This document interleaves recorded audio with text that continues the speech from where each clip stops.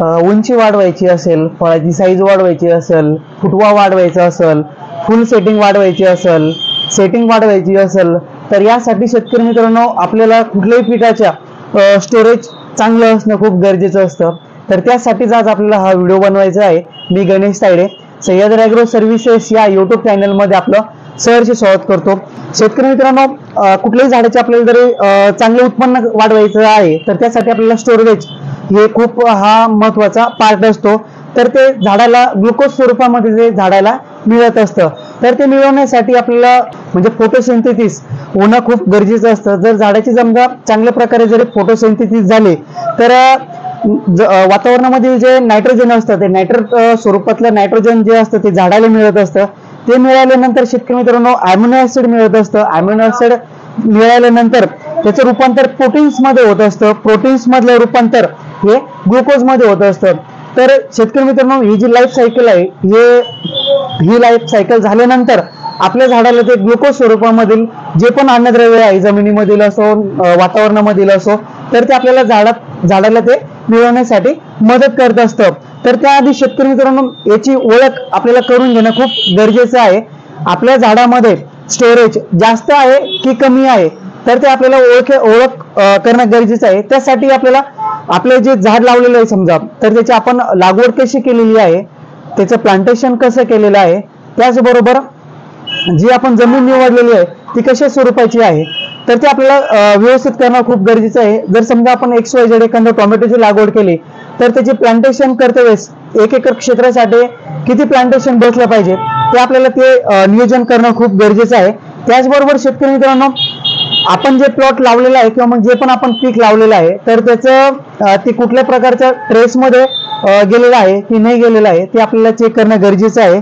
त्याचबरोबर आपल्या पिकामध्ये हिरवापणा कसा आहे ते आपल्याला चेक करणं गरजेचं आहे. आपल्या जर पिकामध्ये जर हिरवापणा चांगला असेल तर आपलं पीक जे आहे ते एकदम चांगल्या स्टेजमध्ये आहे, त्याचे जे स्टोरेज आहे तर ते चांगलं आहे. त्याचबरोबर आपल्या पिकाची जी वाढ आहे ती चांगल्या प्रकारे होत आहे की वाढ थांबलेली आहे. तर समजा जर वाढ आपली होत असेल तर आपण असं समजायचं की आपल्या पिकाची जी ग्रोथ आपले स्टोरेज कॅपॅसिटी आहे तर ती चांगल्या प्रकारे आहे. त्याचबरोबर शेतकरी मित्रांनो, पिकाचं ऑब्झर्वेशन करायचं आहे आपल्याला. आपल्या पिकाचं जसं ऑब्झर्वेशन कसं करायचं आहे, आपल्या पिकाचे जे पान आहे ते हिरवेपणाचं आहे का, त्याचबरोबर जो देठ असतं तर ते पिकाचं देठ जाड आहे का, त्याचबरोबर दोन्ही फांद्यांमधलं जे अंतर आहे तर ते जास्त आहे की कमी आहे. जर समजा आपलं जे दोन्ही फांद्यांमधलं जे अंतर आहे तर ते जे कमी असेल तर आपण असं समजायचं की आपल्या जे पिकाची जी स्टोरेज कॅपॅसिटी आहे तर ती एकदम चांगली आहे.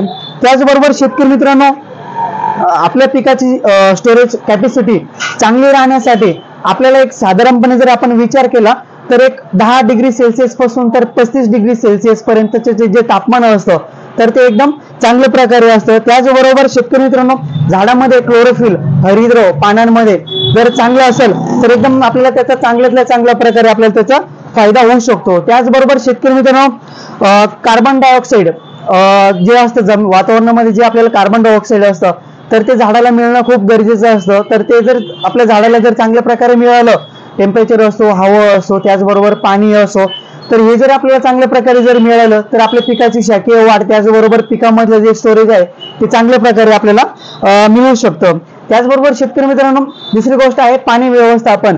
पाणी व्यवस्थापन पिकाला सर्वात महत्वाचा हा एक घटक आहे. तर पाणी व्यवस्थापन, जेव्हा आपल्या पिकाला पाण्याची आवश्यकता आहे तर तेव्हा आपण पाणी देणं खूप गरजेचं आहे. त्याचबरोबर जर जमिनीमध्ये जर आपण विचार केला, आपली जमीन कशी असो, जर आपण शेतामध्ये गेल्यानंतर आपण जर चेक केलं, जर समजा आपण बेड असो किंवा काही असो, जमिनीतलं जी माती आहे ती आपण हातामध्ये जर घेऊन समजा आपण तिला असं लाडू जेव्हा आपण म्हणतो तर त्या स्वरूपामध्ये जर आपण केलं, त्याचा जर समजा आपला जसं लाडू असतो तसं जर गोल झाला तर आपण समजायचं की आपल्या पिकाला जे आहे का पाण्याची जास्त काही आवश्यकता नाही. तो जर लाडू जर फुटला समजा तर आपण समजायचं की आपल्या पिकाला पाण्याची आवश्यकता आहे. तर अशा वेळेला जे आहे का आपण पाण्याचं व्यवस्थापन व्यवस्थित करणं खूप गरजेचं असतं. शेतकरी मित्रांनो, हे झालं आपलं नैसर्गिक. त्याचबरोबर आपण द्रव स्वरूपामध्ये जे खत वगैरे देत असतो समजा तर त्याच्या वेगवेगळे 4 स्टेज असतात, कुठल्याही पिकाचे असून द्या. तर पहिली जी स्टेज असते समजा तर ती वाढ अवस्था असते, ग्रोथ होण्याची अवस्था असते. तर अशा वेळेला आपल्या पिकामध्ये जे ग्रेड आहे समजा जसं की 1261 असो, त्याचबरोबर आपलं 1919 असो, हे जे 2 ग्रेड आहे किंवा मग बाकीच्या पण मार्केटमध्ये जे चांगले चांगले ग्रेड आहे वाढ व्यवस्थेचे, तर ते जर दिले आपण तर एकदम चांगल्या प्रकारे आपल्या पिकाची ग्रोथ आपल्याला होऊ शकते. त्याचनंतर शेतकरी मित्रांनो दुसरी जी स्टेज आहे तर ती असते फुल सेटिंग किंवा मग फुटवा होण्याची. तर अशा वेळेला आपल्याला फॉस्फरस स्फुरद कंपल्सरी देणं खूप गरजेचं असतं. त्यामध्ये आपल्याला अशा वेळेला बोरॉन झालं, त्याचबरोबर झिंक झालं, त्याचबरोबर कॅल्शियम झालं आणि फॉस्फरस झालं, या 4ही गोष्टींचं आपल्याला मॅनेजमेंट करणं खूप गरजेचं असतं. कारण की प्लॉट जर आपला फ्लॉवरिंग मध्ये असेल तर अशा वेळेला आपल्याला कॅल्शियम, बोरॉन आणि झिंक त्याचबरोबर फॉस्फरस हे जाणं खूप गरजेचं असतं. त्यानंतर शेतकरी मित्रांनो तिसरी जी स्टेज आहे तर ती फळ अवस्था.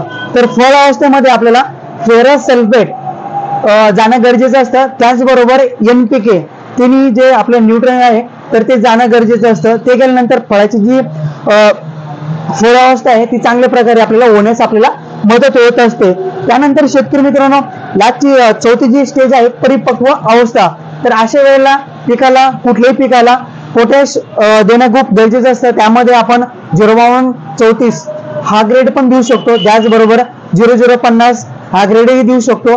फळाची चांगल्या प्रकारे साईज, ऊन, चमक आणि चकाकी येण्यासाठी आपल्याला पोटॅशियम सायनाइड हे जे अन्नद्रव्य आहे त्याचा जरी आपण वापर केला तर एकदम चांगल्या प्रकारे आपल्याला त्याचा मदत होऊ शकतो. शेतकरी मित्रांनो असेच वेगवेगळे व्हिडिओ आम्ही तुमच्यापर्यंत पोहोचण्याचा प्रयत्न करणार आहे.